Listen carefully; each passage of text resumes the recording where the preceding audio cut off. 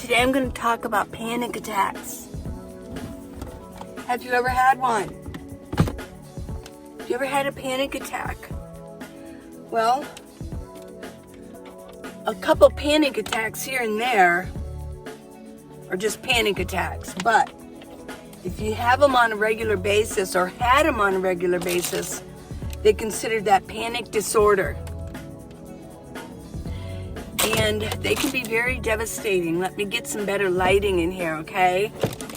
Yeah, I've been seeing on the internet and on social media, more people are talking about panic attacks, panic disorder. And I thought I would tell my story.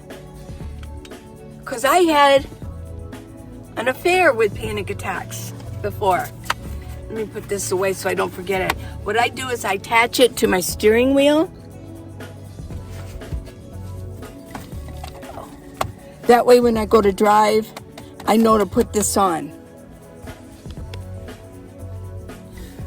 That way, whoops, I'm crooked. That way I don't, walk out and then lock the door and then lock my keys in. Okay, so panic. Panic! It's panic time. Oh my gosh. Well, I thought I would share my story with my love affair with panic attacks. And I say that an affair because I really did let them control my life for a couple years. It was a couple years. Let's see, how old were my children at the time when this happened?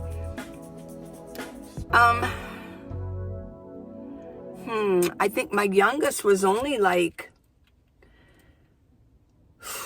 3 years old. So there was a lot going on in my life back then. Like I said, my husband was in a fatal car accident, hit by a drunk driver. And so I was a single mom for years, and it was just too much. But the first panic attack I ever had, I thought I was going to die. I thought I was dying, literally. If you've had them, I think most of you have probably had panic attacks before. Very devastating. Well, mine seemed to, let me get this right. Mine seemed to go on and off, for a couple years. So according to this website, panic attacks are sudden periods of intense fear and discomfort that may include palpitations, sweating, chest pain, chest discomfort, shortness of breath, trembling, dizziness, numbness, confusion, or a feeling of impending doom or of losing control. I think anybody who's actually had a panic attack feels all of those. I thought I was going to die. I really thought I was dying. I really did. And there was no special time of the day when I got panic attacks. I remember one time at the gym, at World Gym, I had a meltdown, a panic attack. I could feel it coming on. And I remember I lived close, so I was walking distance. I remember I had to leave. I felt like, well, I got to get out of here. It was like I had to run. And it felt like it took a year to walk home. It was that bad. I mean, I almost felt like I was crawling to get there. Of course, I wasn't. But that's how bad it was. And when I walked in, I remember my daughter looked at me and she goes, "Oh my God, what's wrong?"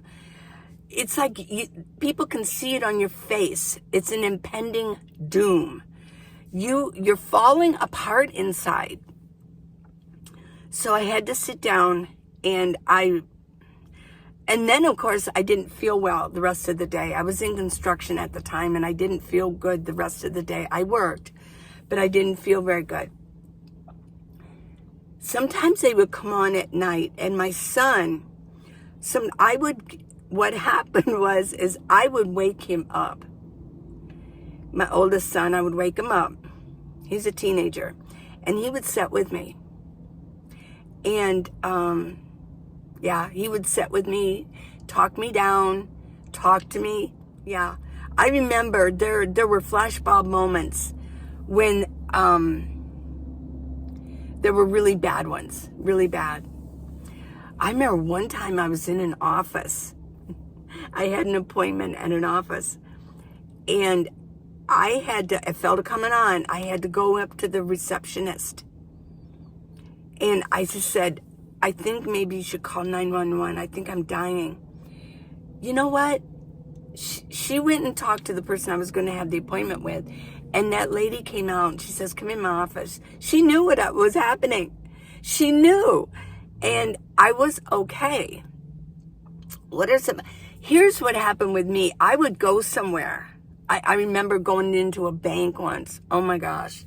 I had a panic attack standing in line. And what happens is a lot of people who have panic attacks, they start eliminating wherever they had a panic attack. So what happens is they become agoraphobic, which means they're afraid to leave their home. And some people actually have them so bad that they literally cannot leave their home. They've eliminated so many places, whether it be a grocery store, a department store, a bank. Like I said, but with me, it was a bank. I couldn't walk into a bank for like a year. I would do, and we didn't have phones back then, so I would do everything, I think, on the ATM, because I couldn't go inside. Yeah, this was years ago, right? One more. I was at work. Where did this came out of? Well, no, it didn't come out of nowhere. It wasn't that far down the road. This was one of the last ones, major ones I had. I told so many people that I worked at Circle K in Tucson. It was the fun job, oh my gosh. But this was the end of me working. I worked graveyard for a while.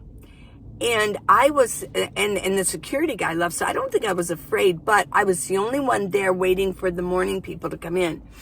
And I went into a meltdown. Well, I couldn't leave. I mean, I don't know how to lock it up. I lock it up, I had to be, and a customer came in and he looked at me. He knew something was wrong. It's so embarrassing, right? But, I guess it eventually went away. And I'm wondering if that wasn't the last one I had, because I thought, well, this can't go on. And a lot of times in life, we don't realize that we're in chains, but we own the key. We just don't know it. We don't know how to use the key. We don't even know we have the key, but we have it. What happened was, I think the next one that I had, as I remember right, I felt one coming on. And I said, in my mind, I said, knock it off. I have never died from one of these before. I know what's happening. I'm not going to listen to you anymore. I'm not going to do this anymore. And I remember I just said, enough is enough. And you know what? It went away. I mean, it just like melted. And I thought, okay, we got something going on here. Yes, this is, yeah. It just, since that point, I remember that every once in a while I would feel one coming on. You can feel it. Your heart starts beating. You start feeling this impending doom.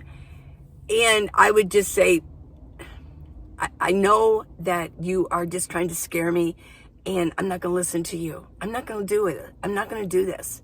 So just stop. And I just told myself, just stop this. And it went away. So I don't know if that would help you or not, knowing that that's how I got over them, if you have them. But it says here, typically symptoms reach a peak within 10 minutes of onset. Oh yeah. Yep, you can feel it coming on. But, wait a minute. And then it says, and lasts for roughly 30 minutes. Yep. But the duration may vary from seconds to hours. Although they can be extremely frightening and distressing, panic attacks themselves are not physically dangerous. Well, they also, I read in here that also said that the panic attacks are more prevalent in younger people than older people. I'm not gonna fall for that fact, because so many times they don't think that older people have certain things, because we don't always run to the doctor every time that something happens the way younger people do. It's just like when I had appendicitis. They roughly, when they finally realized I had appendicitis, I was talking to my daughter, because she's a nurse practitioner in Ohio. This happened in Lake Havasu, Arizona. And she says, Mom, she goes, it is the most undiagnosed disease in senior citizens. They just, this is a childhood thing. No, it's not, So I'm not going to agree with that. I think that older people do have panic attacks. It's just that they see them for what they are, and they're older, they're more mature, they're more experienced, and they realize that, well, I'm not running to the doctor. And plus, they don't want to. I mean, younger people might want to run to the doctor more or report them. Now, if you do have panic attacks, a lot of people, what they do is they go see a doctor. And I'm actually, you know what? I'm actually going to recommend that you do. Because it also said, I read, that they really could be symptoms of something really physically wrong. You might as well go through the testing, and I think it might be wise to do. I'm not going to tell you to just ignore it. But if you are having panic attacks on a regular basis, I would go see the doctor and at least just get testing.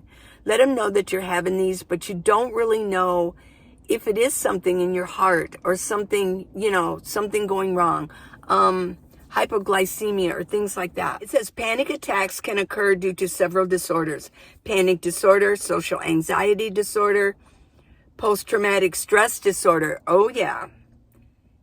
And depression. Yes. And these things will exacerbate smoking, caffeine, psychological stress. Yes. But they also could, when I was talking about health problems, it could be hyperthyroidism. Hyperparathyroidism. Ooh, that was a big word. Heart disease, lung disease, and dysautonomia, drug use. What is this? Dysautonomia. I don't even know how to pronounce it. Okay. Yeah. Now, what they can do is, it does say that those affected are at higher risk of suicide. Okay. It says in Europe, only 3% of the population has panic attacks, whereas in the United States, 11%. And I'm guessing that is increasing in our nation. People are really stressed out. I think a lot of people are getting PTSD. And that's why I'm seeing this more and more. People are talking about, it does say that more, take what you want with that, but it does say more intelligent people. The more intelligent you are, the more you might be susceptible. They're finding that in statistics to panic attacks. Because I saw this one, he was an attorney, and he says, I just want to talk about panic attacks. He goes, lately I've been having panic attacks. So I think it's more prevalent. But I will mention that my son, eventually down the road, he was a single dad. And this could have brought it on too. But he was in construction, and what he was doing, he had so much to do in the morning, getting her ready for school. I think she was like in kindergarten, first, second grade, something like that. Getting her ready for school and setting up the daycare thing, before and after school, that he was running to like convenience stores and grabbing a Monster drink, those energy drinks. Well, one day he was at work and he had a panic attack.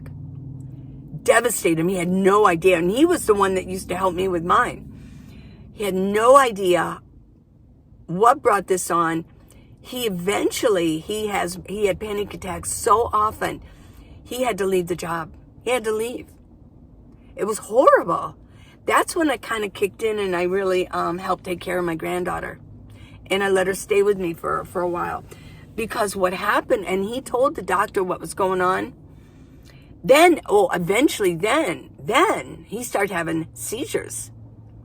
And the doctor told him that there are a lot of, he can't specifically say it was the monster drinks, but he said a lot of younger folks are coming up with these symptoms and having these panic attacks and seizures from these energy drinks. I do not recommend them, because I'll tell you what happened with my son. He lost his apartment.